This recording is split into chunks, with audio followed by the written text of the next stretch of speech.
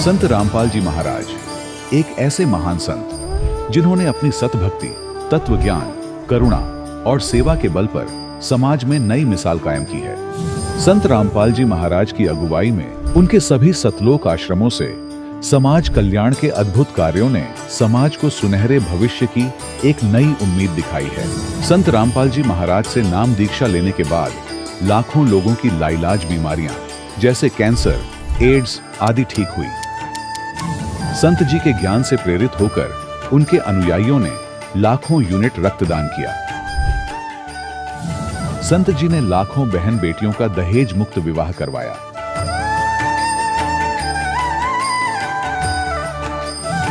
संत जी ने लाखों लोगों का नशा छुड़वाया, करोड़ों उजड़े परिवार बसे। संत जी के आश्रमों में समागम के दौरान निःशुल्क नेत्र चिकित्सा, दंत चिकित्सा प्रदान की जाती है। संत रामपाल जी महाराज द्वारा समय समय पर पर्यावरण संरक्षण के उद्देश्य से बड़े स्तर पर वृक्षारोपण किया जाता है। संत जी ने जरूरतमंदों को तत्काल राहत पहुंचाने के लिए एम्बुलेंस सेवा शुरू की। संत जी अपने अनुयायियों को देहदान के लिए प्रेरित करते हैं, जिससे मानवता की सेवा और चिकित्सा क्षेत्र में सुधार हो सके। संत रामपाल जी महाराज के सभी आश्रमों में हर रोज निःशुल्क भंडारा आयोजित किया जाता है, जहां हर वर्ग, हर जाति और हर धर्म के लोग एक साथ बैठकर भोजन करते हैं।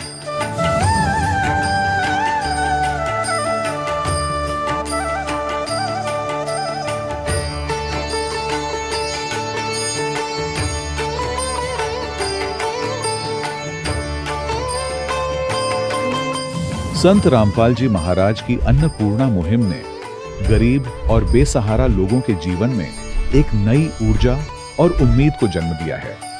घर घर खाद्य सामग्री और जरूरी मदद पहुंचाकर संत रामपाल जी महाराज ने लोगों को दुख और मजबूरी से लड़ने की ताकत प्रदान की है।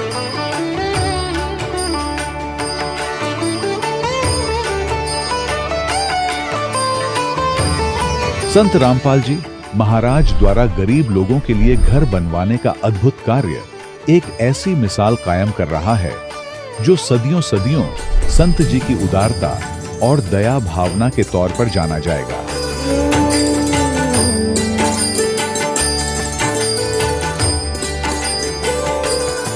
संत रामपाल जी महाराज ने हरियाणा सहित भारत के कई राज्यों में आई भीषण बाढ़ से अनेक गांवों और किसानों को बड़ी राहत दिलाई। तत्काल लाखों फुट पाइप और हजारों मोटर उपलब्ध कराकर किसानों के खेतों और गांवों में भरे बाढ़ के पानी को बाहर निकालकर उनको नया जीवन दान प्रदान किया। आज संत रामपाल जी महाराज को किसानों के मसीहा के तौर पर देखा जा रहा है। जगह जगह उनके लिए सम्मान समारोह आयोजित हो रहे हैं। संत रामपाल जी महाराज के आश्रम में हजारों बुजुर्गों को सम्मान और प्यार के साथ जीवन जीने का अवसर मिलता है। उनके खाने, रहने और स्वास्थ्य की पूरी जिम्मेदारी संत रामपाल जी महाराज उठाते हैं। अनाथ बच्चों के लिए संत रामपाल जी महाराज के सभी आश्रम किसी वरदान से कम नहीं। यहाँ उन्हें शिक्षा, संस्कार और भविष्य के लिए बेहतर अवसर प्रदान किए जाते हैं। चाहे बाढ़ हो, भूकंप या महामारी, संत रामपाल जी महाराज और उनके अनुयायी हमेशा ही जरूरतमंदों के लिए सबसे आगे खड़े रहते हैं। कोविड महामारी के दौरान संत रामपाल जी महाराज के आश्रमों से करोड़ों लोगों के लिए भोजन, दवाइयां और जीवन रक्षक सामग्रियां उपलब्ध कराई गई। चाहे गरीब की मदद हो या किसी शोषित और पीड़ित वर्ग के हक और सम्मान की लड़ाई, संत रामपाल जी महाराज ने हमेशा ही उनकी दबी आवाज को सरकारों तक पहुंचाया है और उन्हें उचित न्याय दिलवाने में अहम भूमिका अदा की है। समाज में आध्यात्मिक और सामाजिक मूल्यों के प्रति जागरूकता लाने में संत रामपाल जी महाराज हर कदम पर मानवता के सच्चे सेवक साबित हुए हैं। संत रामपाल जी महाराज का जीवन हमें सिखाता है कि सच्ची सेवा वही है जो निस्वार्थ भाव से की जाए। आइए हम भी इस महान सेवा के कार्य में इस महान संत से जुड़ें और संत रामपाल जी महाराज से नाम दीक्षा लेकर अपने जीवन को धन्य बनाएं।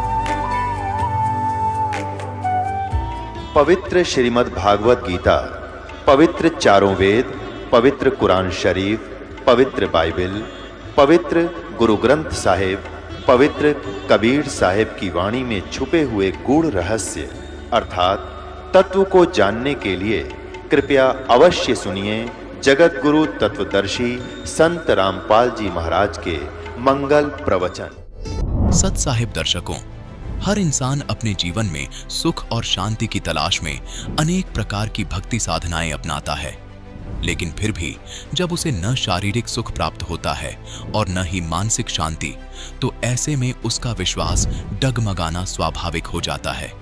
दर्शकों, कुछ ऐसी ही कहानी थी मध्य प्रदेश के रहने वाले दिनेश विश्वकर्मा जी की। दिनेश विश्वकर्मा जी ने अपने जीवन में सभी प्रकार की प्रचलित भक्ति साधनाएं अपनाई, लेकिन फिर भी उन्हें न तो वास्तविक सुख प्राप्त हुआ और न ही मानसिक शांति मिली। लेकिन दर्शकों, आज दिनेश विश्वकर्मा जी का कहना है कि जब उन्होंने संत रामपाल जी महाराज से नाम दीक्षा ग्रहण की, उसके बाद उनके जीवन में एक बड़ा परिवर्तन आया। दिनेश विश्वकर्मा जी बताते हैं कि नाम दीक्षा के पश्चात उन्होंने न केवल वास्तविक सुख और सच्ची शांति का अनुभव किया, बल्कि यह भी समझा कि सच्ची भक्ति ही जीवन का परम उद्देश्य है, जो केवल पूर्ण संत की शरण में जाकर ही प्राप्त हो सकती है। दर्शकों, आखिर दिनेश विश्वकर्मा जी जैसे लाखों श्रद्धालु क्यों संत रामपाल जी महाराज के ज्ञान को शास्त्रों के अनुसार बताते हैं और उन्हें पूर्ण संत मानते हैं? इसके पीछे की वास्तविक सच्चाई क्या है? आइए दर्शकों, सुनते हैं दिनेश विश्वकर्मा जी की कहानी उन्हीं की जुबानी। सर नमस्कार। नमस्कार सर। सर क्या नाम है आपका? दिनेश विश्वकर्मा नाम है मेरा। दिनेश जी कहाँ से आए हैं आप? मैं ग्राम सुंदरपुर जबलपुर से हूँ, एमपी। अच्छा ये बताइए, संत रामपाल जी महाराज जी से आप कब जुड़े? संत रामपाल जी महाराज जी से मैं 26/1/2014 को जुड़ा। क्या काम करते हैं आप? दास जो है परमात्मा के जुड़ने से पहले इंश्योरेंस सेक्टर में काम करता था। सर संत रामपाल जी महाराज से नाम दीक्षा लेने से पहले आप क्या भक्ति साधनाएं करते थे? मैं संत रामपाल जी महाराज की साधना करने से पहले दुर्गा जी की उपासना करता था। चूँकि मेरे घर में सारे लोग दुर्गा की ही उपासना करते थे, वही उपासना मैं करता था। और उस उपासना के करते करते मेरे जीवन में इतने कहर टूटे कि 26 साल की उम्र में मेरी पत्नी की मृत्यु हो गई कैंसर से। और दुर्गा जी का उपासना करने से जो मैं आपको बताने जा रहा हूँ कि दुर्गा जी ऐसे साक्षात 8वां अंग सहित ऐसे तख्त पे विराजमान हो जाती थी। और हम उनसे यही प्रार्थना करते थे कि कैंसर था, कैंसर ठीक हो जाए। आज जगत जननी है, जैसा सुन रखा था हमारे गुरुओं ने, धर्म गुरुओं ने हमको बता रखा था कि दुर्गा ही सारी जगत की जननी है। तो हमने कहा हमारे तो भाग खुल गए। ये इतना मतलब किसी को नहीं मिला। तपस्या करते हजारों वर्ष तपस्या करने के बाद जो प्राप्त नहीं होता वो मैं इन आंखों से देख पा रहा हूँ। मेरे तो भगवान मिल गया, मेरा मोक्ष हो गया, सारी चीज़, और तो मेरे रोग दूर हो जाएंगे, पत्नी के सारा हो जाएगा। लेकिन भगत जी क्या बताऊँ कि वो यही कहती रही ठीक हो जाएगी। वो दूसरे दिन मेरी पत्नी की मृत्यु हो गई। मृत्यु हो जाने के बाद मैं सारी रात सोया नहीं। मैं ये सोच रहा था कि इस दुनिया को मैं बताऊँगा, कोई यकीन नहीं करेगा कि ये दुर्गा साक्षात देख रहा था। और इसके बाद भी इसके ऐसे हाल हो गए कि पत्नी मर गई, कैंसर से मर गई। मैंने क्या किया, सुन रखा था जैसे धर्मगुरु ने कि भाई मरने के बाद भगवान मिलता है, मरने के बाद भगवान मिलता है। तो मैंने फैसला कर लिया सुबह मैं अपने आप को मार दूंगा और इसके बाद सफ़र करूंगा कि भगवान है कहाँ। जीते जी भगवान तो मैंने देखा, वो मेरे जीवन के कहर नहीं अलग कर सका। कोई मेरे जीवन में कहीं पे भी सुख और शांति नहीं प्राप्त हुई। ऐसा करके मैंने अपने आप का ये गला काट दिया। गला काटने के बाद जो है मैं 3 दिन जो है मरा हुआ था। दुर्गा जी के ऐसी चेहरा मेरे सामने होता था। मुझे जो है जितने भी काल के जो दूत हैं लेने आते हैं वो ले जा नहीं पाए। मैंने बोला भगवान मरने भी नहीं दे रहा, मिलता भी नहीं है, कहाँ जाऊँ, कैसे पाऊँ। जब ये चीज़ हुई, मेरे प्रश्नों का उत्तर नहीं मिल रहा है, मरने देता नहीं, मिलता है नहीं, भगवान है कहाँ। ऐसा करके जो है मैं प्रश्नों पे प्रश्न मेरे अंदर से उठ रहे थे। फिर हुआ क्या सर जी कि मैं तीसरे दिन जब अपने होश में आया तो मैं बेड पे पाया, हॉस्पिटल में पड़ा हुआ था। मैं बोल रहा हूँ, मेरी आवाज़ नहीं निकल रही है। तो मैं इशारा किया कि मेरी आवाज़ क्यों नहीं सुन रहे, कोई सुनने वाला नहीं, सब देख रहे हैं। एकदम से उन्होंने देखा, अरे इसको होश आ गया, होश आ गया, ठीक है।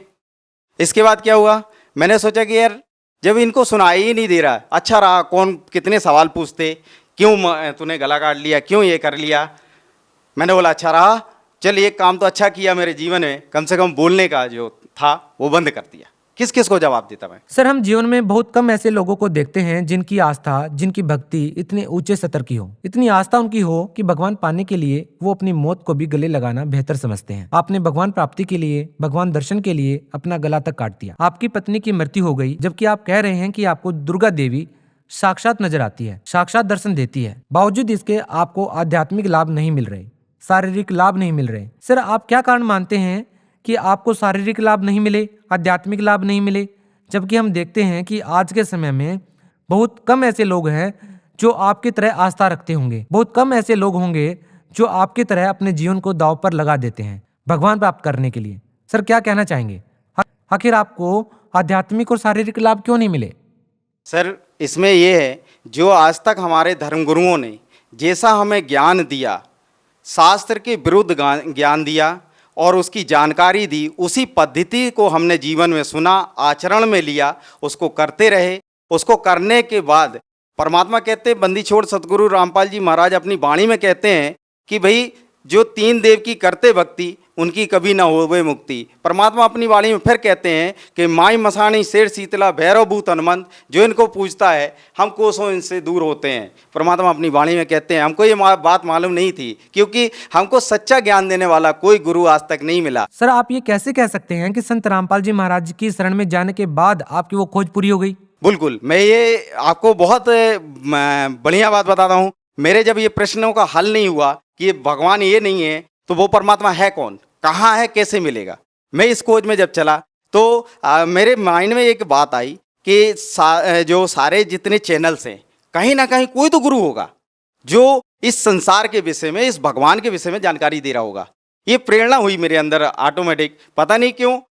मैंने फिर सारे चैनल, सुबह से बैठता था, दिन के 6-7 बजे जो है मैं बैठ जाता था और 11-12 बजे तक मैं चैनल देखता था, सत्संग सुनता था, देखता था कोई राम की कथा सुना रहा है, कोई विष्णु जी को बता रहा है, कोई जो है कृष्ण जी को लीला बता रहा है, लेकिन कोई इसके आगे की कोई कथा ही नहीं बता रहा है। जब नहीं बता रहा तो मैं उनको फिर मोल्ड करते जाता था, मतलब उनको चैनल चेंज करते जाता था। नहीं मिलता था, थक जाता था, दोपहर में खाना खाता, फिर सो जाता, 3 बजे फिर उठता, शाम के 6 बजे तक चैनल देखता मैं। चैनल देखने के बाद वही कोई राम कथा, कोई कृष्ण जी की लीला बता रहा, वो गोवर्धन पर्वत उठाए, इसके आगे कोई ज्ञान ही नहीं, कोई नहीं। कोई हनुमान जी की उपासना बता रहा, आप ऐसा कर लो, ये हनुमान जी ऐसा चमत्कार कर देंगे, हनुमान जी पूर्ण परमात्मा है कलयुग में। मेरे को ज्ञान ही नहीं समझ में आ रहा।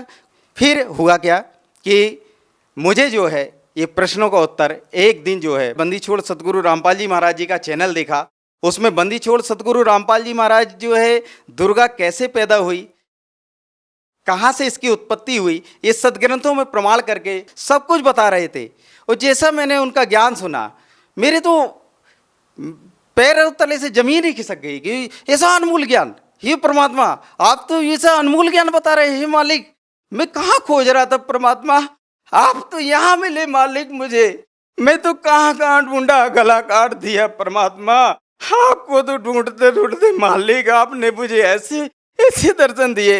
हे परमात्मा मुझे शरण में ले लो मालिक, मेरा तो सब कुछ बर्बाद हो गया। यहाँ दुनिया झूठ झूठ बोल बोल के और सबको बरगला रखी है, इनको सब मूर्ख बना रखा है, अपनी दुकानें चला रहे मालिक।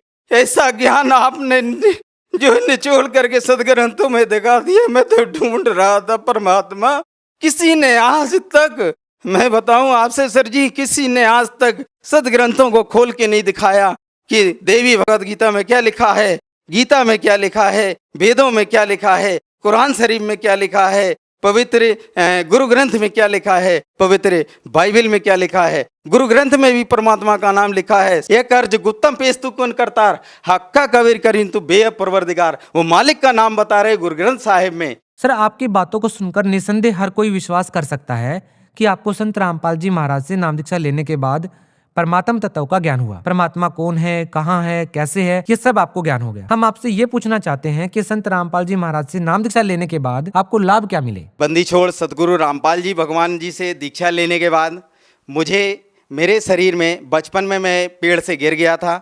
मेरे रीढ़ की हड्डी में बहुत तकलीफ रहती थी, वो ठीक नहीं होती थी। वो परमात्मा बंदी छोड़ सदगुरु रामपाल जी महाराज जी से दीक्षा लेने के बाद 90 ही दिन में वो जो काफ़ी साल का दर्द था, जो डॉक्टर ठीक नहीं कर पाए, जो कोई संत ठीक नहीं कर पाया, कोई झाड़ा लगानिया वाला ठीक नहीं कर पाया, वो परमात्मा की सतभक्ति करने से वो ठीक हो गया। सर जी ये कहना चाहता हूँ कि जिन पूजाओं को पहले मैं करता था उनमें मेरे को जो एक गंदी लत थी, जो कोई नहीं जानता था मेरे परिवार में, मैं शराब भी पीता था, बीड़ी सिगरेट भी पीता था और गांजा भी पीता था। और मेरे घर के, मेरे परिवार के कोई नहीं जानते थे कि ये नशा ये करता है। उन पूजाओं को करते करते मेरे को ऐसी नशा की लत लग गई थी कि मैं 5-5 लीटर शराब तक पी जाता था, लेकिन वो कोई जान नहीं पाता था, कोई पता नहीं कर पाता था। मैं आपसे बतलाऊं कि मैं बयान नहीं कर सकता हूं शब्दों में, ऐसी हालत को मैं प्राप्त हो गया था, ऐसा नास्तिक होने जा रहा था कि भगवान इस दुनिया में है ही नहीं। आज जो भगवान पाने की प्रक्रिया जो बता रखी है, उससे भगवान मिला, वो लाभ नहीं मिले भगवान वाले, क्योंकि भगवान के लाभ सुन रखा है कि भगवान तो करुणा का सागर है, दया का सागर है। वो कुछ भी मेरे जीवन में नहीं कि ऐसा घटित हुआ। सर आप इतना नशा करते थे, आप नास्तिकता की कगार पर पहुंच चुके थे। सर जो नशा आप करते थे आखिर वो कैसे छूटा? बंदी छोड़ सदगुरु रामपाल जी महाराज जी की शरण में जाने के बाद मैं सर जी आपसे बताऊं, मेरा नशा 1 सेकेंड में ही छूट गया। वो जो लत थी, मुझे इच्छा ही नहीं हुई परमात्मा की शरण में जाने के बाद। सर हम आपसे एक बात और पूछना चाहेंगे, कहीं ना कहीं संत रामपाल जी महाराज के जो अनुयायी हैं उनके निशाने पर ज्यादातर हिंदू देवी देवता रहते हैं, क्योंकि वो कहते हैं कि उनको देवी देवताओं के पूजने से कोई लाभ नहीं मिला। हम आपसे ये प्रश्न पूछना चाहेंगे कि कहीं संत रामपाल जी महाराज हिंदू धर्म के खिलाफ कोई साजिश तो नहीं रच रहे हैं? आखिर संत रामपाल जी महाराज किस धर्म को श्रेष्ठ मानते हैं? क्या सारी गलत साधनाएं केवल हिंदू धर्म में ही है? जो मुस्लिम धर्म है या अन्य धर्म है, क्या वहाँ पर सब कुछ सही चल रहा है? ये गलत है। बंदी छोड़ सदगुरु रामपाल जी महाराज जी ने किसी भी प्रकार से किसी भी धर्म के प्रति कोई साजिश नहीं रच रखी है। परमात्मा बंदी छोड़ सदगुरु रामपाल जी महाराज जी ने, क्योंकि उनका एक स्लोगन ये एक कि जीव हमारी जाति है, मानव धर्म हमारा, हिंदू मुस्लिम सिख ईसाई धर्म नहीं कोई न्यारा। बंदी छोड़ सदगुरु रामपाल जी महाराज जी का ज्ञान ऐसा है कि इस दुनिया में उसका कोई सानी नहीं है। सर अंतिम प्रश्न आपसे पूछना चाहेंगे। सर मेरा आखिरी सवाल आपसे ये है कि आप भगत समाज को क्या संदेश देना चाहते हैं जो आज देवी देवताओं की पूजा करते हैं, नकली धर्मगुरुओं के जाल में फंसे हुए हैं, यहाँ तक कि बहुत ज्यादा नशा भी करते हैं? आप उन लोगों को क्या कहना चाहेंगे? सर भगत समाज को मैं प्रार्थना करता हूँ, हाथ जोड़ के दोनों हाथ से प्रार्थना करता हूँ, जिस भगवान को ये सारी दुनिया ढूंढ रही है वो परमात्मा, पूर्ण ब्रह्म परमात्मा संत रामपाल जी महाराज जी के चोले में आज इस धराधाम पे बैठा हुआ है।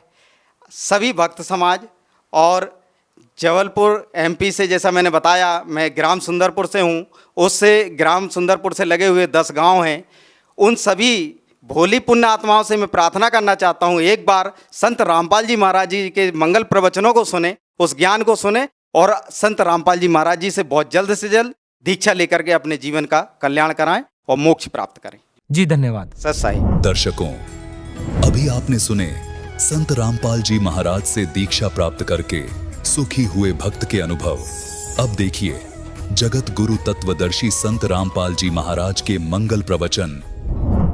और फिर परमात्मा ने पता था कि जब वो दुखी हो लेंगे, कति बिरान माटी हो लेगी, तब छोड़ देंगे उन्हें और फिर मेरे पास आवेंगे। अपने घर में बालक से लोटा पेटा आ जाते, कितना धन का नाश करा वो आवारा गर्दी में, और आगे फिर भी बाप से माफी मांग ले, मैं फिर कभी नहीं करूंगा, आगे ठीक ठाक रहूंगा, तो सारे भूल जाता है, उसको फिर से अपने स्वीकार कर लेता, सीने से लगा लेता।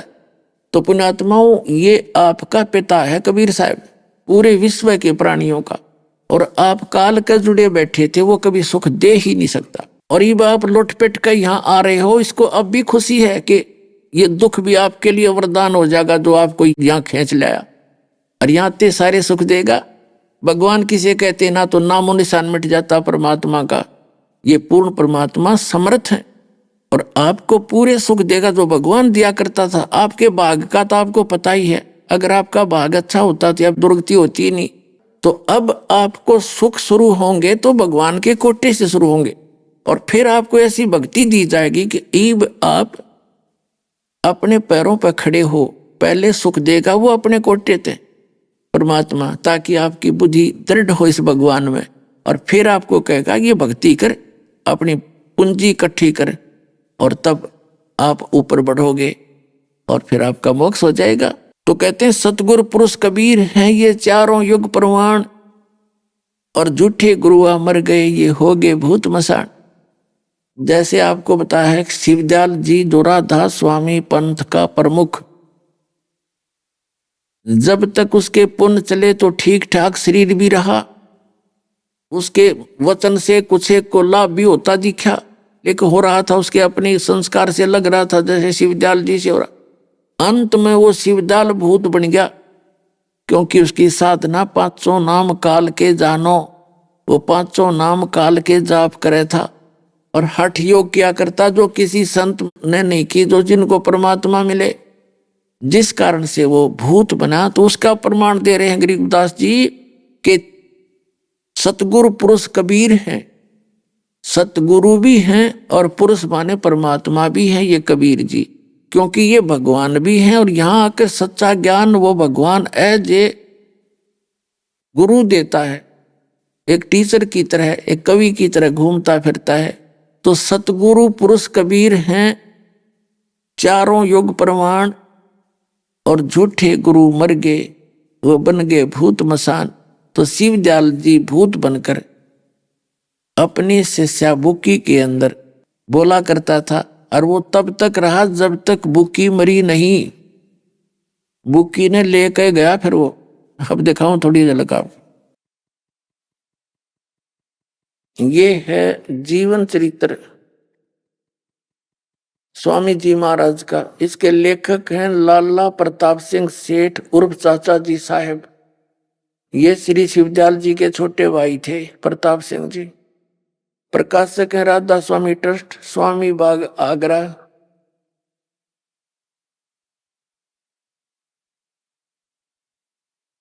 ये है 17वीं बार छपा है, 5000 सन 2006 में लेटेस्ट है ये।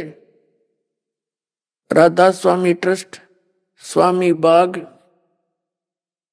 मुद्रक अर्पण प्रिंटरी, राधा स्वामी चैम्बर्स, भालेज रोड, आनंद। ये इनके फोन नंबर।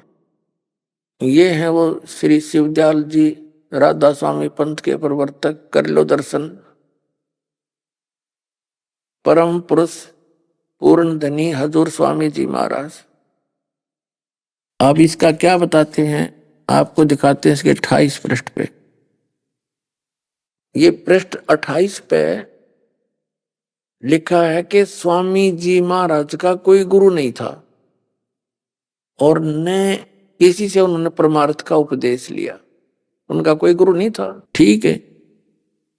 गुरु बिन माला फेरते, गुरु बिन देते दान, गुरु बिन दोनों निष्फल हैं, चाहे पूछो वेद पुराण। परमात्मा का एक एक वचन अटल है। जो उन्होंने वचन बोल दिया वो फाइनल है कि गुरु के बिना जो भी साधना करते यूजलेस है। उसका प्रत्यक्ष प्रमाण, जीवित प्रमाण आपको दिखाते हैं कि ये राधा स्वामी पंथ का प्रवर्तक भूत बनकर धक्के खा रहा है। अब देखिएगा, अब 78 पृष्ठ पे देखेंगे ये जीवन चरित्र स्वामी जी महाराज का। यहाँ पर इनका यो 71वां वचन है। अब बुक्की जी का जो कि शिवो जी की छोटी बहन थी, थोड़ा सा हाल लिखा जाता है। यह शिवो जी से कुछ अरसे बाद स्वामी जी महाराज के चरणों में आई थी। जब इन्होंने कुछ दिन सत्संग किया और वचन स्वामी जी महाराज के सुने और वे वचन हृदय में समा गए, तब इनके प्रेम की हालत अजीब थी। और जब स्वामी जी महाराज वचन या अर्थ पोथियों के करते थे, यानी पढ़ा करते ग्रंथ साहब और कबीर साहब की वाणी को, तब इनकी आंखें स्वर्ग अंगारा सी हो जाती थी। ये क्या कह रहे हैं पुण्यात्माओं, इस बुक्की में पहले भी प्रेत बैठा था।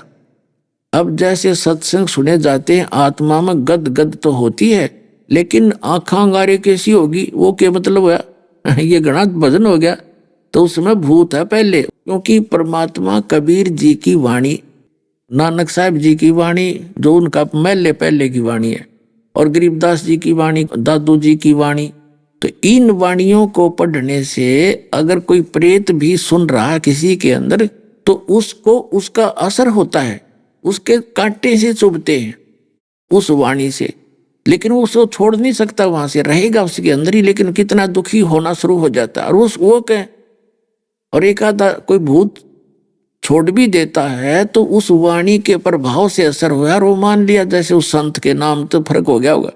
लेकिन कुछ ऐसे ढीठ होते हैं जो परमात्मा के बिना वो निकलते नहीं, उनके जूते खाकर ही जाते हैं। तो इस प्रकार जो ऊत भूत जो होते हैं वो परमात्मा बिना नहीं जाते, यहाँ से वो रास्ता नहीं साफ करते। तो वो परमात्मा कबीर जी की भक्ति के सत भक्ति से सब साफ हो जाते हैं। चाहे कोई जन हो, कोई भूत प्रेत पितर हो, उस नाम के जाप से फिर वो सब जगह छोड़ जाते हैं और हानि नहीं कर सकते आप। तो इसमें पहले भी भूत था, वो घंटों आंख अंगारा सी हो जाती, आंसू पड़ने लग जाती। तो ये प्रेत था बुक्की में पहले ही, और उस प्रेत में प्रेत फिर एक और आ गया, आगे सुनाते हैं, ये देखिएगा। तब इनकी आंखें सुर्ख अंगारा सी हो जाती थी, किसकी? बुक्की की। आंसू बराबर टपकते रहते थे, बहुत देर तक, यानी घंटों उन वचनों का नशा बना रहता था, बेहोश पड़ी रहती थी, वह भूत थे उसमें। फिर जब स्वामी जी महाराज कथा से फुर्सत पाकर हुक्का पीते थे, स्वामी जी हुक्का भी पीते थे, और कबीर साहब कहते, अमल आहारी आत्मा कदे ना पावे पार, कहे कबीर विचार कर तुम त्यागो तत्व विचार। भांग तमाकू छोतरा आपू और शराब, कहे कबीर कैसे हो बंदगी, ये तो करे खराब। ये देखना, या अभ्यास का रस लेते थे, कथा कहने बैठते थे तो बुक्की जी महाराज के चरणों का अंगूठा मुंह में रखे हुए घंटों चरणामृत का रस लेती थी। और जब कोई मत्था टेकने के वास्ते हटाना चाहता तो वे चरण नहीं छोड़ना चाहती थी, तब मत्था टेकने वाले से कह दिया जाता था, तुम दूसरे चरण पर मत्था टेक लो, उस प्यासी को मत हटाओ। और वह बयान किया करती थी कि मुझे इसमें ऐसा रस आता है जैसे कोई दूध पीता है, खाक रस आता, उसने मूर्ख थी वह। इनके भजन का ये हाल था कि 8 घंटे 9 घंटे रोज भजन किया करती, वह बेहोश पड़ जाती, भूत उसने घेरे रहता। इनको स्वामी जी महाराज के दर्शनों का पूरा आधार हो गया था, और सुरत भी ऊंचे देश में पहुंचती थी। देखो इनकी अकल, इन ऊंचे देश का पता है को नहीं। इनको ये पूछा गया, ये बताते हैं कि सतनाम नहीं समझ में आया इनके, कहते सतनाम, सतलोक भी सतनाम को कहते, सचखंड भी सतनाम को, और सतपुरुष भी, सार शब्द भी, सार नाम भी सतनाम ही कहते। तो ऊंचे देश में गए कौन से में, ये दिखाता हूं आपको। जब स्वामी जी महाराज अंतर ध्यान हुए तो बुक्की जी की ये कैफियत हुई कि दिन रात बेहोश पड़ी रहती थी, और 2-2 दिन हाजत जरूरी को भी रफा करने नहीं जाती थी, यानी फ्रेश होने भी नहीं जाती थी, और सूरत स्वामी जी महाराज के चरणों में लगी रहती थी। अब 80 पृष्ठ पर आ गया। करीब 1.5 महीने के ये हाल रहा, सबको खौफ हुआ, यानी शिवदयाल जी मर गए उसके बाद की बात है, इनका शरीर पूरा हो गया, शायद इनकी देह छूट जावे। तब स्वामी जी महाराज ने इनको दर्शन दिए और फरमाया कि जिस तरह तू सेवा पेशतर किया करती थी, यानी उसके जीते जी जो सेवा करती थी, रोटी बनाती थी, हुक्का भरती थी, उसी तरह से करो। और फिर उसी रोज से बुक्की जी भोग भी तैयार करती थी, और मेरे पन्नी गली के मकान पर पहले के दस्तूर के माफिक पलंग बिछाया करती थी, हुक्का भरती थी। लेखक जो उसका छोटा भाई है शिवदयाल जी का, क्योंकि जो पहले जो मकान में शिवदयाल जी रहा करते थे, फिर वो दोनों भाई अलग अलग हो गए, तो वो स्थान उस छोटे का हिस्से में आ गया। अब वो लेखक उसका छोटा भाई है, उसके मृत्यु के बाद लिख रहा है कि वो पलंग आज भी मेरे उस कमरे में बिछा हुआ है जहां वो बैठा करते थे, पन्नी वाली गली में, आगरा में। देखो, फिर उसी रोज से बुक्की भोग भी तैयार करती थी, और मेरे पन्नी गली के मकान पर पहले दस्तूर के माफिक पलंग बिछाती। और हुक्का भरती थी। वह पलंग अब भी बिछा रहता है। गरज की जिस तरह से पेशतर सेवा किया करती थी, यानी पहले जीते जी, उसी तरह से कुल काम करने लगी। और स्वामी जी महाराज उनको ध्यान के समय में प्रकट दर्शन देते थे और कुल सेवा उसी तरह कबूल फरमाते थे जैसा अंतर ध्यान होने के पेशतर यानी पहले करते थे। और बुक्की जी को महाराज उनके आखिरी दम तक प्रकट रहे। वह मरी इतना उस समय रहा वो भूत। अब ये दास सुनाओगे अंग्रेजी आपका समझ बनाओ इनकी कि दास ने समझिया खूब।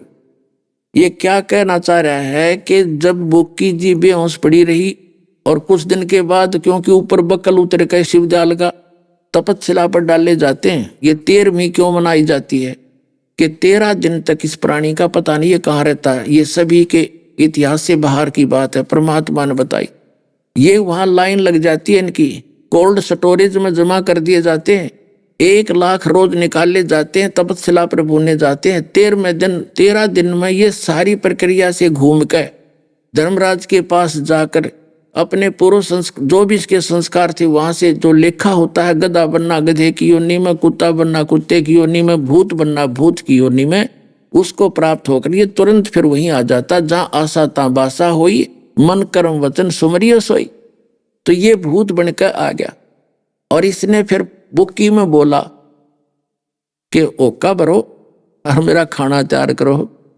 अब कहते फिर उसी तरह बुक्की प्रतिदिन ओका भी भरती और खाना तैयार करती और उस पन्नी वाले मकान की, पन्नी गली वाले मकान के में जो पलंग था उसका ऊपर बैठ के बुक्की रोटी खाती और फिर ओका पीती। पहले वो ओका भी ना पिया करती, फिर ओका पीने लगी क्योंकि वो भूत आ गया उसमें। वो शिवदयाल जी, अब फिर सुनाता हूं। बुक्की जी को महाराज जी उनके आखिरी दम तक प्रकट रहे, उसका माया रहे भूत। यहां तक कि जिस किसी को जब कोई बात स्वामी जी महाराज से अर्ज करनी होती थी तो बुक्की जी के जरिए से दरफ्यात कर दिया करते थे। बुक्की जी में इंटरनेट लग गया फिर। हे भगवान,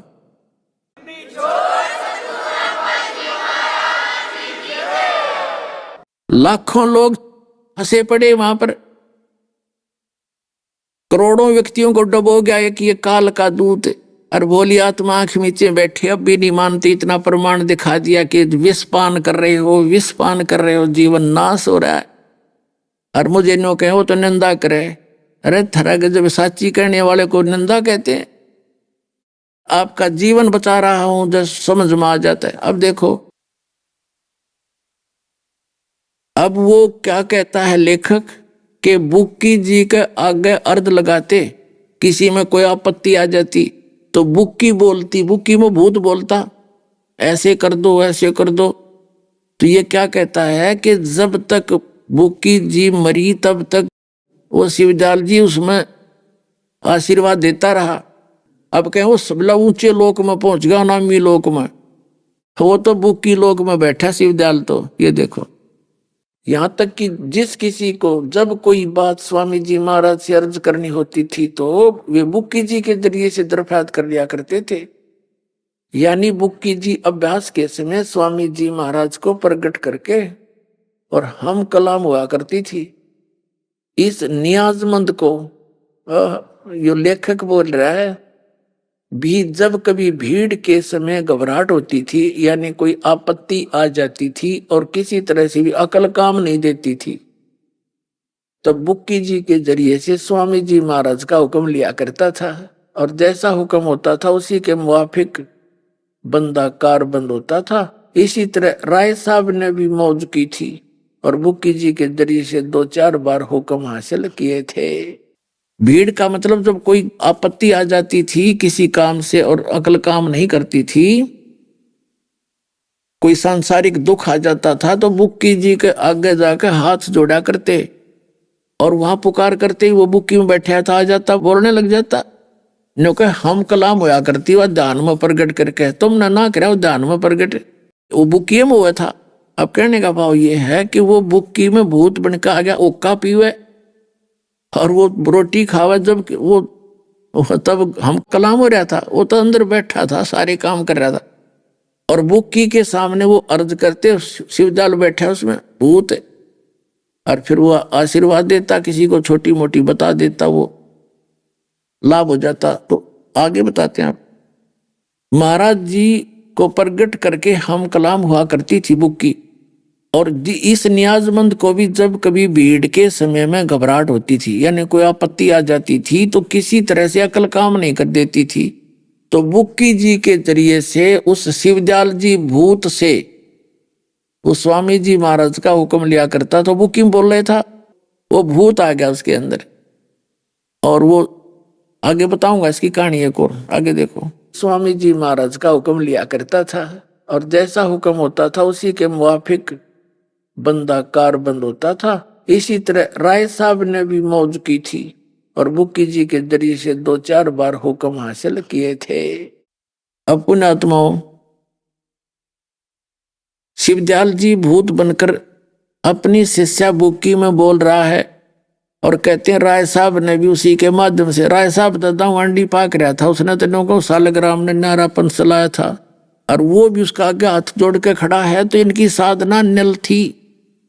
और बुक्की के अंदर वो भूत बोल रहा था। एक भगत बतावा था, वो कह रहा था जी मेरा चाचा जो था वो राधा स्वामी पंथ से जुड़ा हुआ था, और हुक्का तो इनका दादा लाई है, हुक्का बीड़ी कोई आंट नहीं, कोई पियो स्वयं ना पियो कोई बात नहीं, बाकी प्रतिबंध नहीं है इनके लिए। तो हुक्का पिया करता था, और चूरमे का ज्यादा लाड़ा था, वो चूरमा ज्यादा पसंद था उसको, फेवरेट था उसका। 2.5 घंटे सुबह 2-2.5 घंटे शाम तक शाम को बैठा करता था, यूं बिल्कुल टस से मस नहीं होता था, ऊपर चद्दर डाल लेता था। मरने के बाद वो अपने लड़के की बहू में, अपनी पुत्र वधू में आ गया, और उसमें बोल रहा है कभी का चूरमा बनाओ, बीड़ी पियाओ। पहले वह बीड़ी भी नहीं पिया करती, वो बीड़ी पीने लग गया वो चाचा उसमें प्रवेश करके। और फिर छोटा मोटा कई बार उसने ऐसा भी हमारे को आने वाली आपत्ति की पूर्व जानकारी भी दे दी। 1-2 ऐसी घटना भी हमारी घटी जो उसके ने कहा वो सच्ची होगी और हमें कुछ बचाव बना, लेकिन वो एक आधी घटना बता दी, बाकी दुख गणा दिया करता। वो उसकी पुत्र वधू काम नहीं करती, बेहोश पड़ी रहती, उठते चूरमा बना लेती, बीड़ी पीने लग जाती, दिन में कई बीड़ी पी जाती। तो किसी को दिखाया, उसने बताया कि इसमें भूत बैठा है वो थारा चाचा, और वो फिर सब जगह दिखाया उन्होंने, कोई राहत मिली नहीं, क्योंकि ये ऊत भूत होते हैं। ऊत भूत ये सब के सूत में नहीं आते, ये पूर्ण परमात्मा के सामने सीधे होते हैं। गरीबदास जी कहते हैं सतगुरु जो चावे सो कर ही, 14 कोट दूत जम डर ही, ऊत भूत जम त्रास निवारे, और चित्रगुप्त के कागज पाड़े, वो सतगुरु होता है। वो कह रहे थे जी फिर हम यहाँ लाए आपके पास, उसने नाम लिया। उसके बाद वो चाचा पीछा छोड़ा उसे अपने पुत्र वधू का। अब वह सुख का सांस ले रही है, ठीक ठाक अपना काम करे। चाचा का पता नहीं कहाँ गया, वहां बाढ़ में जाओ चाचा के गाड़ना है हमने। तो पुण्यात्माओं, ये दशा शिवदयाल जी की हुई, और कितने जीवों को डबो कर चला गया। बिना विवेक भेक जो धारे, सोब करत है सो भी, बिना ज्ञान के भक्ति करना भी इस जीवन को नाश करना है। तो दास जो आपको दिशा देना चाहता था कि गरीबदास जी कहते हैं सतगुरु संगत छोड़ के चाहे लाख वर्ष जप कीन, इंद्री कर्म ना मोक्ष हुए फिर काल के अधीन। तो पुण्यात्माओं, आपका सौभाग्य है कि आप जी को यह सतमार्ग मिला और भक्ति सही मिली। इस पर दृढ़ता से लग जाओ, ज्ञान को समझो, किसी के कहने सुनने से भ्रमित मत हो, और फिर ऐसे अटल हो जाओ, टस से मस नहीं होना। आजीवन अपने बच्चों को भी लगाओ और अपना कल्याण करवाओ। बोलो सतगुरुदेव।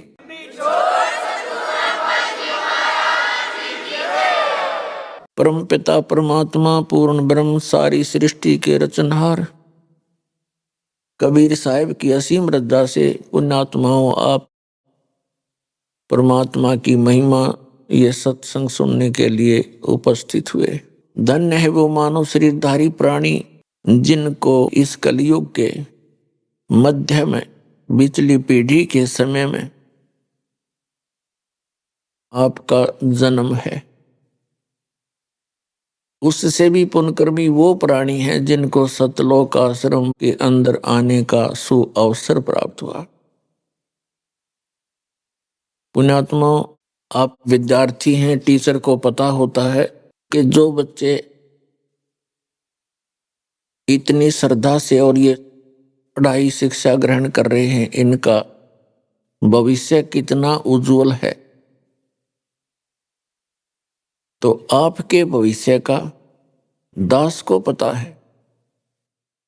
इसके विषय में सूक्ष्म वेद में कहा है कि लख बर सूरा जूझ ही लख बर सावत दे, लख बर यति जहान में तब सतगुरु सुरना ले। आप आज के जन्मे नहीं हो, आप असंख्य जन्मों से, असंख्य युगों से इस काल के जाल में, इस जन्म मरण के इस अरहट के कुएं में आप गिरे हुए हो। और आपने ऐसी ऐसी साधनाएं भी की हैं, आपने बड़े बड़े त्याग भी किए हैं परमात्मा के लिए, लेकिन सत साधना सतगुरु ना मिलने से उन किए हुए कर्मों का फल तो आपको मिला, लेकिन वो व्यर्थ रहा। अब जैसे आध्यात्मिक मार्ग में, आध्यात्मिक ज्ञान के अंदर एक बहुत बड़ा विस्तार होता है, विवरण होता है। उसमें ये भी कहा गया है कि जैसे कर्म करेगा वो फल आपको अवश्य मिलेंगे। जैसे का मतलब है कोई स्वाभाविक पाप कर रहे हो, वो भी मांस खा रहे हो उसका पाप भी, शराब पीते हो, तम्बाकू सेवन करते हो या अन्य नशीली वस्तुएं सेवन करते हो, उनका भी पाप आपको प्राप्त है। और कोई इसके साथ साथ चोरी ठगी डाके डालता है, वो भी पाप आपको मिलना है, लिखा जाता है आपके अकाउंट में। तो इसके साथ साथ आप अन्य कोई पुण्य करते हो, जैसे पक्षियों को दाना डाल दिया, कोई प्याऊ बनवा दी, कहीं भंडारा कर दिया, कोई धर्मशाला बनवा दी, कहीं पर कुएं बनवा दिए, कहीं कंबल बांट दिए गरीबों को या कोई अन्य सुविधा दे दी। ये सभी कर्म आपको प्राप्त होंगे, क्योंकि आपका किया कर्म परमात्मा रखता नहीं। जैसे करोगे वैसा ही मिलेगा। कब तक? जब तक सतगुरु नहीं मिलते। जब सतगुरु मिल जाते हैं फिर आपको आपका शुभ शुभ मिलेगा, अशुभ नहीं मिलेगा। अशुभ को वो खत्म कर देते हैं, कैंसिल कर देते हैं जो सतगुरु होते हैं। और सतगुरु केवल एक ही होता है पृथ्वी पर एक समय में। वो समय निर्धारित होता है, बीच में परमात्मा स्वयं भी आते हैं, ज्ञान दे जाते हैं, परमात्मा में श्रद्धा आपकी बना जाते हैं। जैसे 600 वर्ष पहले परमेश्वर आए थे, उससे पहले भी प्रत्येक युग में आते रहे हैं, लेकिन हम भगवान को समझ नहीं सके, उनको पहचान नहीं सके, क्योंकि हम स्वयं सुखी थे। और ये सुख इतना हानिकारक है भक्ति मार्ग में। परमात्मा कहते हैं सुख के माथे पत्थर पड़ो, जिसते नाम हृदय ते जावे, और बलिहारी उस दुख के जो पल पल नाम रटावे।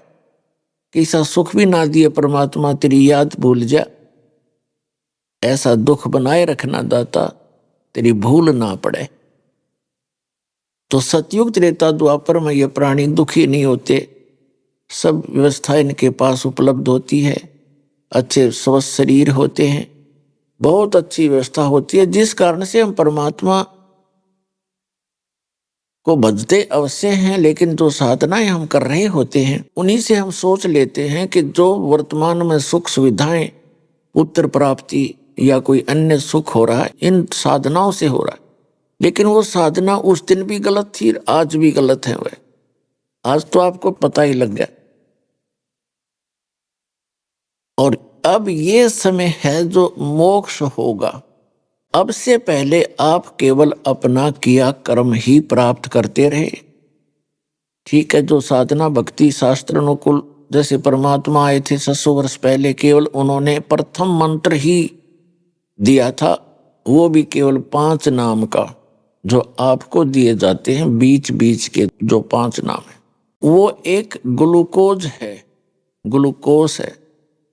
और उस ग्लूकोज से पाप नहीं, यानी स्वस्थ नहीं होता प्राणी, रोग नहीं कटता, लेकिन शरीर खराब नहीं होता, उससे कुछ सहारा मिलता रहता है। तो जितनी भी ये यज्ञ हैं, प्रथम मंत्र और उसके साथ साथ जो यज्ञ हैं, ये तो समझो एक ग्लूकोज है। और सारनाम और सतनाम जो है, ये टैबलेट और इंजेक्शन है इस जन्म और मृत्यु के दीर्घ रोग का नाश करने के। ये प्राप्त नहीं थे अभी तक किसी को। कुछ एक महापुरुषों को प्राप्त हुए, उनको आदेश नहीं था आगे उन मंत्रों को किसी को बताने का। कारण क्या था कि पिछली पीढ़ी तक, अब इस समय तक ये रहस्य गुप्त रखना था परमात्मा ने, नहीं तो काल का दाव लग जाता। ये नकली संत भी यही नाम देते फिरते, उनसे लाभ होना नहीं था, तो परमात्मा के बच्चे काल के जाल में फंसे रह जाते। आदरणीय नानक साहिब जी को ये मंत्र मिला था, सतनाम भी सारनाम भी। उन्होंने किसी भी अपने अनुयायी को, शिष्य को वो मंत्र नहीं दिया सतनाम। ये पूरा सिख समाज इसका प्रमाण है। उनको किसी के पास भी सतनाम नहीं है। एक बार उन्होंने जानबूझकर मर्दाना और बाला के सामने उच्चारण किया था, जब वो लंका देखने के लिए समुद्र के ऊपर से चल रहे थे। मर्दाना ने गलती से सतनाम का जाप शुरू कर दिया था, नानक साहिब जी की नकल करते हुए। वो समुद्र में डूबते डूबते बच्चे। उसके बाद नानक जी ने उसे कहा था कि मर्दाना, आज के बाद ये मंत्र मत जपना। उस डर से पूरा सिख समाज उस मंत्र के आसपास भी नहीं गया, किसी को पता भी नहीं लगने दिया उन महापुरुषों ने, आने वालों ने। कारण ये था, उनको ये डर था कि कहीं कोई सिख इस मंत्र का जाप कर ले, गुरु नानक देव जी की आज्ञा की अवहेलना होने से वो पापी अपराधी दोषी ना हो जाए। उनका कारण क्या था, अब आपके समझ में आवेगी वो क्यों छुपाया था। ये सतनाम का जाप उच्चारण करने का नहीं है, लेकिन नानक साहिब जी ने जानबूझकर उच्चारण किया कि इनमें से कोई न कोई सा नकल जरूर करेगा और उसको झटका लगेगा और आने वाले समय में एक बैन लग जाएगा। अभी आपने सुने संत रामपाल जी महाराज के मंगल प्रवचन। आइए अब सुनते हैं संत रामपाल जी महाराज से नाम दीक्षा लेकर सतभक्ति करके अद्भुत लाभ प्राप्त करने वाले अनुयायी के विचार। मनुष्य जीवन भर सुख की तलाश करता है, लेकिन जब उसे सुख की प्राप्ति नहीं होती तो वह मायूसी में खो जाता है और नशे जैसी बुरी लतों का शिकार हो जाता है। दर्शकों, ऐसी ही कहानी थी उत्तराखंड के रहने वाले नकली राम जी की। नकली राम जी ने अपने जीवन में हिंदू धर्म में प्रचलित सभी प्रकार की साधनाओं को अपनाया, लेकिन फिर भी इन्हें सच्ची शांति और शारीरिक सुख की प्राप्ति नहीं हुई। लेकिन दर्शकों, आज नकली राम जी का कहना है कि जब से मैंने संत रामपाल जी महाराज की शरण ग्रहण की है, तब से मेरी जिंदगी पूर्णतः बदल गई है। दर्शकों, आखिर संत रामपाल जी महाराज ने नकली राम जी को ऐसी कौन सी जड़ी दे दी जिससे इन्हें शारीरिक और मानसिक सुख की प्राप्ति होने लगी? आइए सुनते हैं नकली राम जी की कहानी, उन्हीं की जुबानी। नमस्कार सर। नमस्कार। क्या नाम है आपका? नकली राम है मेरा नाम। सर कहाँ से हैं आप? गांव डाडापट्टी, जिला हरिद्वार से हूँ भगत जी। सर संत रामपाल जी महाराज से नाम दीक्षा आपने कब ली? 2009 में ली। सर आपने बताया कि आप उत्तराखंड हरिद्वार से हैं, तो हमारे दर्शकों को बताएं आपने क्या क्या भक्ति साधनाएं की हैं। पहले मैं धन सगु में रहा जी 7 साल। सर आपका संत रामपाल जी महाराज जी के शरण में आना कैसे हुआ? तो कारण ये रहा सर, मेरा पैर टूट गया था, ट्रैक्टर में पलट गया था। उसमें पैर जो टूट गया, मैं रुड़की भी फिरा अस्पताल में, सबने मना कर दिया कि ये पैर तुम्हारा ठीक नहीं होगा। तो एक डॉक्टर सहगल है मिलिट्री रिटायर, उसने कहा कि मैं देखूँगा इसको कल को। तो उसने कहा देखता के कहेंगे भाई पैर तो कटेगा तुम्हारा ये। तो घर वाले नाराज हुए, कहेंगे भाई काटो ना, देख बाद में देख लियो, जो कटेगा भी तो क्या पता भगवान जोड़ ही दे इसको। हम जोड़ तो दूंगा मैं, पर गारंटी कोई नहीं लेने का। तो उसने कहा कि 55,000 रुपये लूंगा, पर गारंटी मेरी कोई नहीं होगी। तो भगत जी उन्होंने मेरा पैर जोड़ा, राड़ लगा दी इसमें, कहने लगा भाई जिस दिन भी इसमें पंचर हो गया उसी दिन ये पैर तुम्हारा कटेगा। तो सर प्लास्टर हो गया, मैं घर चला गया। एक रिश्तेदार मेरा पहले गुरु जी से संत रामपाल जी महाराज से जुड़ा हुआ था, तो कहने लगा भगत जी अब तो तुम बेकार हो गए, तुम हमारे साथ चलो, अरे क्या अब तक तुम्हारा कल्याण नहीं हो जा।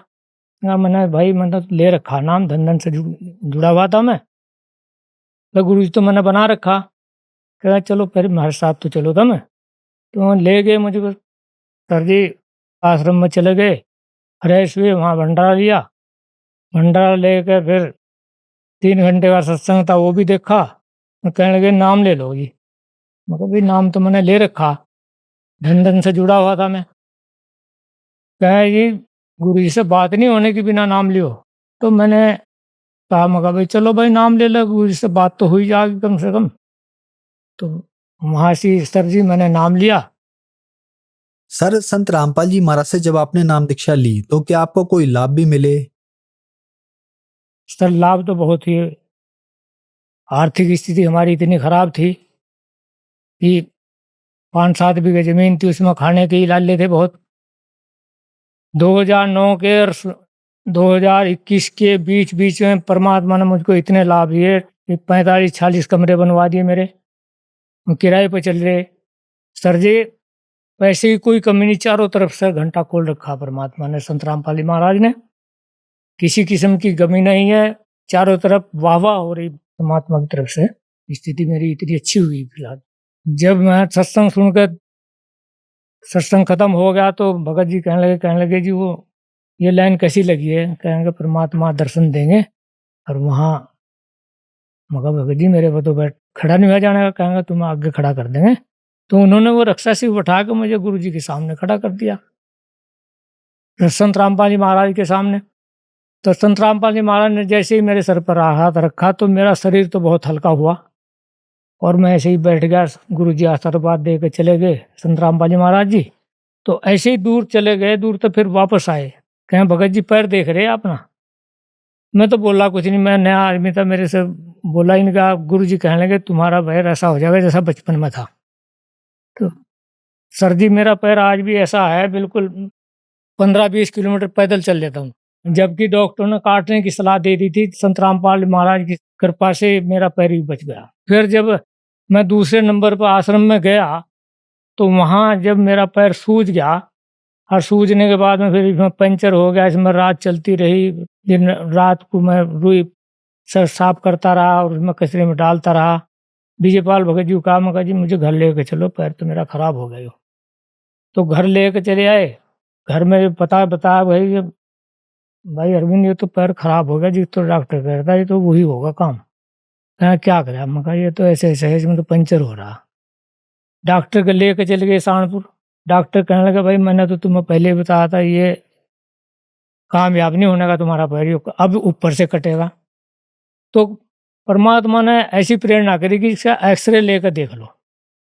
जैसे ही एक्सरे लिया डॉक्टर ने तो इस पैर की हड्डी पूरी पाई भगत जी, तो जिसमें 4 अंगड़ा गैप था वो पूरा हो गया। तो डॉक्टर कहने लगा अंकल जी तुमने क्या खाया? मगर भाई मैंने बकरे के पाव तो पिए नहीं, ना अंडे खाए मैंने। परमात्मा संत रामपाल महाराज की शरण में गया था मैं, उनके आशीर्वाद से ये सब कुछ हुआ है।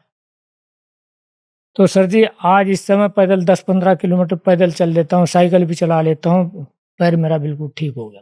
दूसरी बात मेरे साथ में ये चमत्कार हुआ कि हमारे पड़ोस में 2 मर्डर हो गए थे।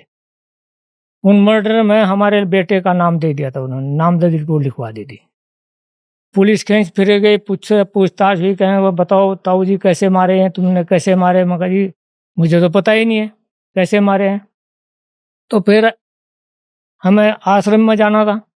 दुर्गा को कहा, मगर जी मैं और कहीं नहीं मिलने का, आपको आश्रम में मिलूंगा, कभी तुम मुझे घर ढूंढो, कहें हमारे बिना पूछो कहीं ना जाना। मैं कहा मैं वहीं मिलूंगा आपको। तो मैं आश्रम में चला गया, गुरु से प्रार्थना करी। मगर गुरु जी ऐसी ऐसी कहानी है, बेटे का नाम मर्डर में लिखवा रखा, 2 मर्डर हुए हैं। कहें भगत जी यदि तुमने कर रखा तो बचते नहीं हो, यदि नहीं कर रखा तुम्हारे साथ में परमात्मा है, परमात्मा दया करेंगे। मैं कहा जी दया कबू करेंगे, शरीर में तो हड्डी काटने को फिर रही पुलिस, घुस भरने को तैयार हो रही। कहें भक्ति कर लो, तुम्हारा कुछ नहीं होने का, यदि आपने कुछ करा नहीं है तो तुम्हारा कुछ नहीं बिगड़ना, परमात्मा तुम्हारी साथ है। तो सर जी मैं उस बात को लेकर घर आ गया। पुलिस मुझे लेकर जावती पूछे थी, फिर छोड़ देती। तो फिर ट्रक भर के गांव से फिर डीआईजी के पास में गया, कहने लगे इसका तो कोई भी नहीं कुछ पकड़ रही। गांव वालों को पकड़ कर छेद रही, जिसका नाम भी नहीं उसे पकड़ कर छेद रही। तो वहाँ जाकर डीआईजी के पास में गए, कहें कहाँ से आए भाई? अभी अड्डा पट्टी से आए हम। लड़की वो भाजपा की कोई नेता थी उस टाइम। तो उसने कहा कि जी हमने जिस आदमी ने हमारे ताऊ और ताई को मारा है उसका हमने नाम भी लिखवा रखा, पर पुलिस उसको कुछ भी नहीं कर रही। कहने लगा किसकी बात कर रही? तो नकील राम की बात कर रही क्या? तो जी हाँ वो नकील राम की बात कर रही। नकील राम के घर में तो व्यवस्था हुआ है जो तुम्हारे एरिया में भी नहीं है। तो मैं कहने लगे बस जी पैसे यहाँ भी दे रखे उन्होंने, ये तो उसी के पक्ष में बोल रही है। तो 4 साल के बाद में सर जी वो मुकदमा उन्होंने अपने आप ही वापस लिया, क्यों उनका नाम आ रहा था लड़के के और उसकी घरवाली का हाथ था उस मर्डर में। तो उसमें भी कामयाबी दी परमात्मा ने, संत रामपाल महाराज की दया से उसमें भी हम कामयाबी मिली, बहुत बढ़िया ही। और पहले मैं नशा भी करता था, दारू पीता था, अब वो दारू भी नहीं पी रही, वो दारू भी छूट गई मेरी। हर किस्म तक बहुत बढ़िया लाभ दे रखे परमात्मा, चारों से सुख का जीवन जी रहे। आर्थिक स्थिति बहुत बढ़िया है, पहले तो बहुत कमजोर थी जी, अब तो जी एरिया में पूरा काम चला रखा है जी। हर आदमी पूछता है, बेटे के साथ में सुबह 8-10 आदमी घर पर आ जाते हैं कि भाई ये हमारा काम कराओ, ये काम कराओ। पहले में कोई पूछता ही नहीं था, अब तो वो स्थिति है जो परमात्मा ने चारों तरफ से नाम दे रखा है। सर सभी धर्मों के धर्म ग्रंथों में कहा गया है कि संत जो चाहे वो कर सकता है, अगर वो सच्चा संत है। ऐसी कुछ घटनाएं आपके साथ भी देखने को मिली। आपने बताया कि संत रामपाल जी महाराज जी के शरण में आने के बाद आपको बहुत सारे लाभ मिले। आपका पैर टूट गया था, डॉक्टर ने आपसे बोला कि आपका पैर काटना पड़ेगा, लेकिन जैसे ही आपने संत रामपाल जी महाराज से नाम दीक्षा ली और रिपोर्ट कराने गए तो आपका पैर जुड़ा हुआ था। डॉक्टर भी इस बात से हैरान थे। तो जो दर्शक आज आपको टीवी पर देख रहे हैं और वो भी किसी न किसी बीमारी से ग्रस्त हैं, किसी न किसी परेशानी से परेशान हैं, तो उनके लिए आप क्या कहना चाहेंगे? सर जी मैं प्रार्थना तो कर सकता हूँ परमात्मा की दया से कि जैसे मेरे लाभ दे रखे परमात्मा संत रामपाल जी महाराज ने, ऐसे ही उनको भी लाभ मिलेंगे। परमात्मा संत रामपाल महाराज की शरण में आए और उनसे नाम दीक्षा लेकर और अब पुण्य कमाएं, और आपको भी ऐसे ही लाभ होंगे जैसे मुझे लाभ हुए। सर संत रामपाल जी महाराज से नाम दीक्षा कैसे ली जा सकती है? सर टीवी पे प्रोग्राम आता है, उसके नीचे पीली पट्टी आती है, उस पर नंबर लिखे होते हैं। जिस जिले में जिस भी एरिया का जो बीमार है वो उस पर नाम नंबर लिख कर, मोबाइल नंबर देख कर उसे अपना पता कर सकता है। नज़दीक के नामदान केंद्र पर जहाँ का भी होगा वहाँ से नाम दीक्षा ले सकते हैं। धन्यवाद सर। धन्यवाद।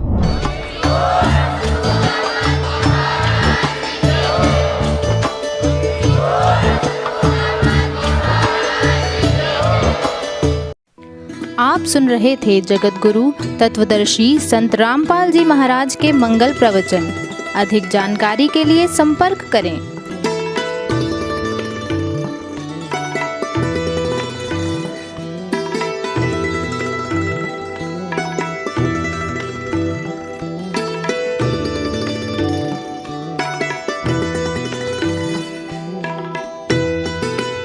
जगत गुरु तत्वदर्शी संत रामपाल जी महाराज जी के पावन सानिध्य में भक्ति की अलख जगाने तथा श्रद्धालुओं को सत्य भक्ति मार्ग का रास्ता दिखाने हेतु कनाडा के लोकप्रिय channel the TV NRI channel पर जगत गुरु तत्वदर्शी संत रामपाल जी महाराज जी के मंगल प्रवचनों का प्रसारण प्रतिदिन सुबह 7:30 बजे से 8:30 बजे तक तथा रात्रि 7:30 बजे से 8:30 बजे तक किया जा रहा है। इस सत्य भक्ति मार्ग को अपनाने के लिए अधिक से अधिक सत्संग प्रसारण देखें। इस सत्संग प्रवचन का सीधा प्रसारण संत रामपाल जी महाराज लाइव सत्संग YouTube चैनल और जगत गुरु संत रामपाल जी महाराज फेसबुक पेज पर भी देख सकते हैं।